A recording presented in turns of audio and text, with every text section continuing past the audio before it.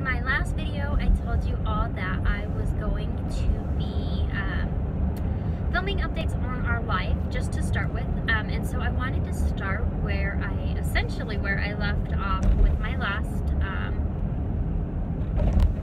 post, if you will.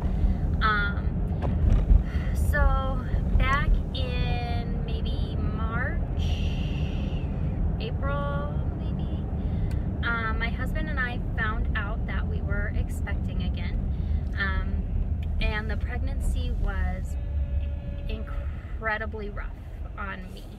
It was incredibly rough on my husband. It was incredibly rough on our son Luke. It was just all around rough. From before I found out I was pregnant, I was already vomiting a lot. So I had hyperemesis for the 6th time, second child. And, you know, I was struggling a lot with it. I was on multiple medications, and they just weren't cutting it. I did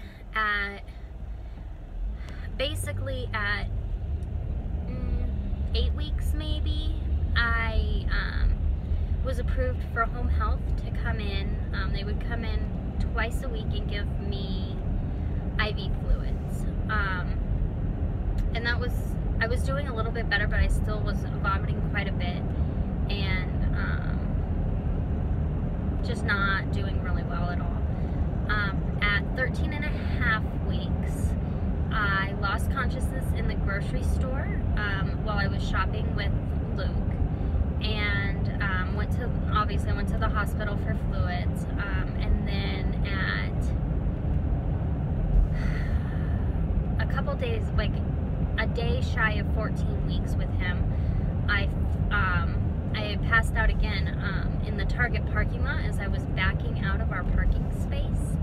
And Luke was in the car with me, so I called my OB and I explained to her what had happened, and she told me to go to the ER, that they were going to admit me to the hospital, and that, you know, enough was enough, and they placed a PICC line at 14 weeks. I pushed my own meds multiple times a day. I ran continuous fluids, and I actually had the PICC line in through the duration of my pregnancy. We actually took it out at 38 weeks after I had already had Logan. So I had the PICC line in for 24 weeks with no issues, which was amazing. So that's the hyperemesis. I then also had a subchorionic hemorrhage that never resolved, so I would just randomly, very heavily bleed, and we were certain numerous times that we had lost him. Thankfully that wasn't the case, but it was definitely a very scary situation, especially when you're pregnant and you have a history of loss. Any type of bleeding is terrifying.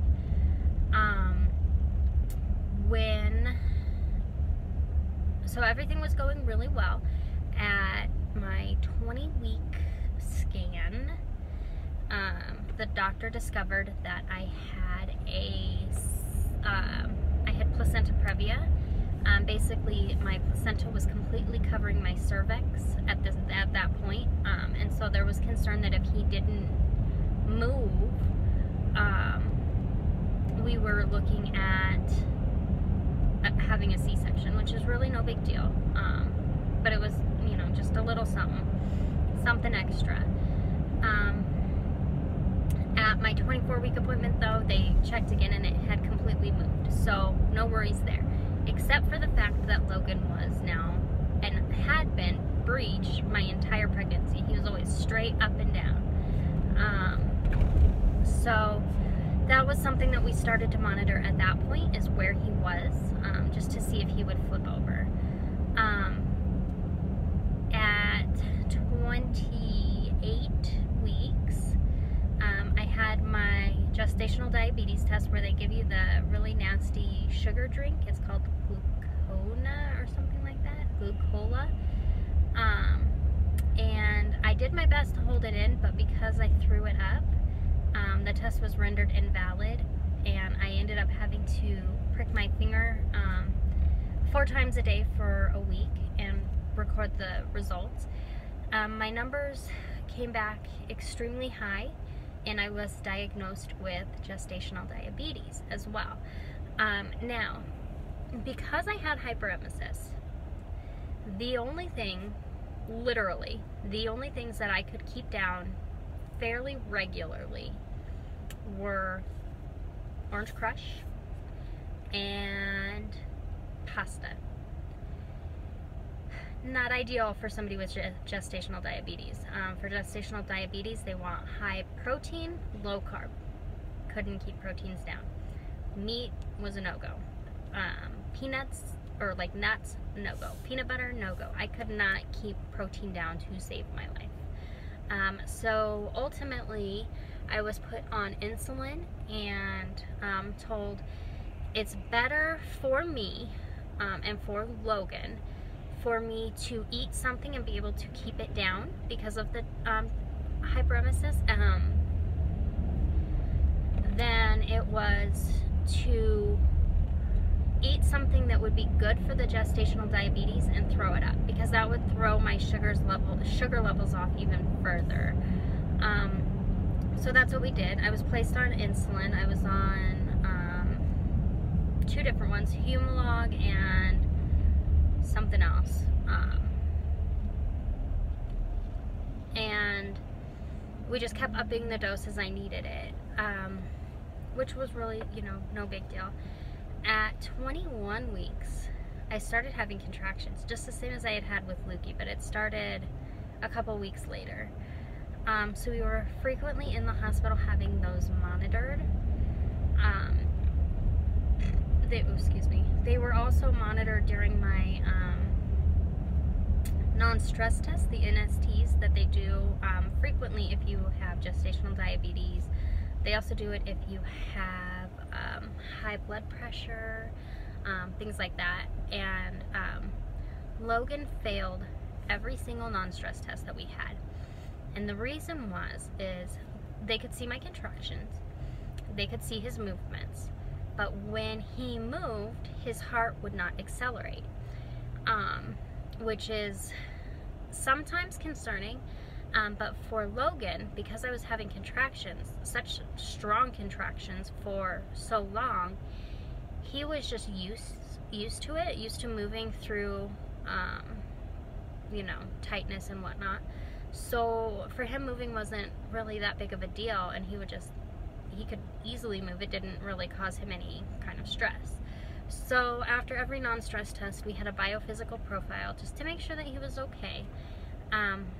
He did remain breech until 37 weeks.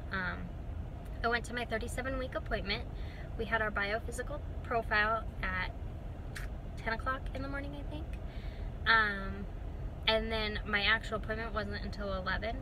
So we went downstairs and had some breakfast. And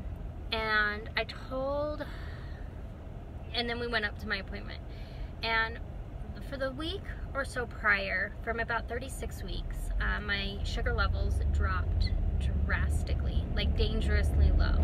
And there was nothing that I could do to pick them up. And I just thought, it's normal, I'll talk about it at the doctor. Well, apparently I should have called them a lot sooner, because that wasn't a good thing. It meant that my placenta was shutting down, and it was safer for Logan to be on the outside.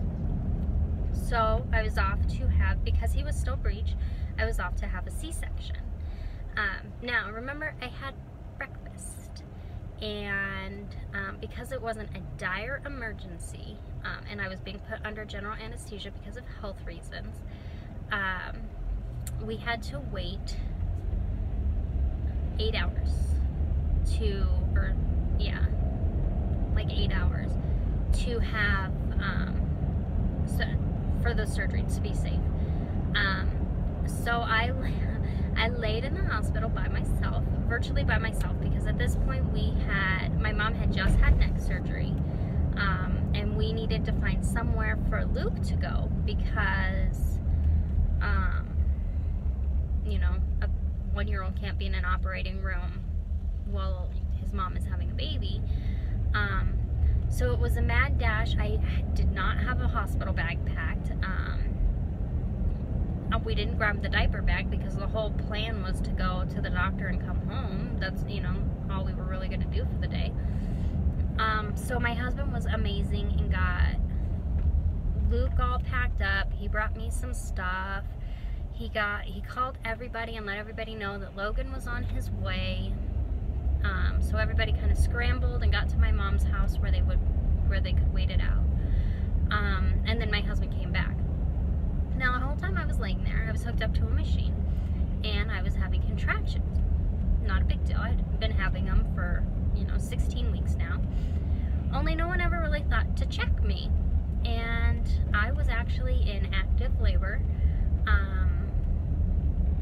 when they wheeled me back to the operating room. So they wheeled me back. I got up on the table. I'm laying there. I'm having contractions. And right before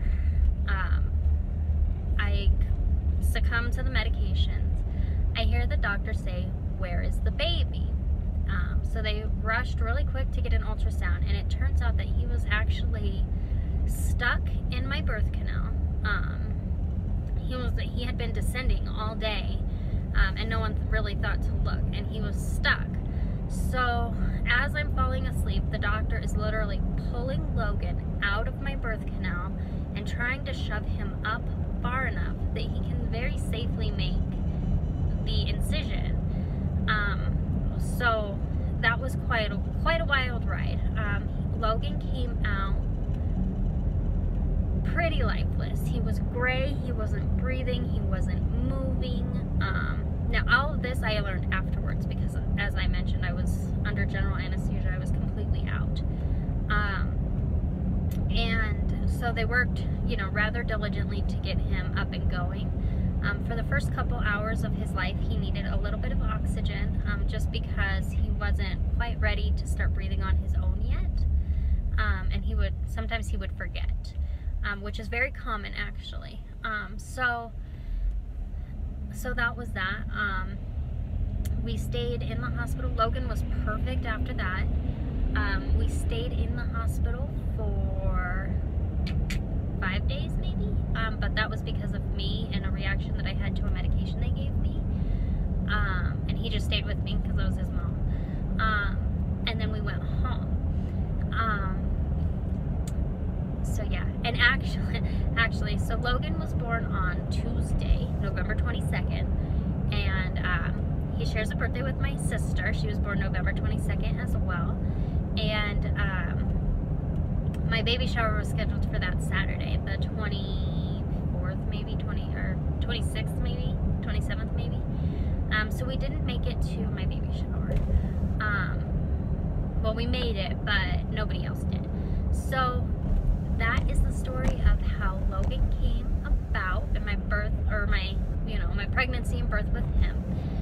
He will definitely be making his debut in probably just about every video that I post, him and Lukey both. So that's my Logan story. I hope you guys enjoyed it. If you have any questions, leave them below, and I will talk to you later.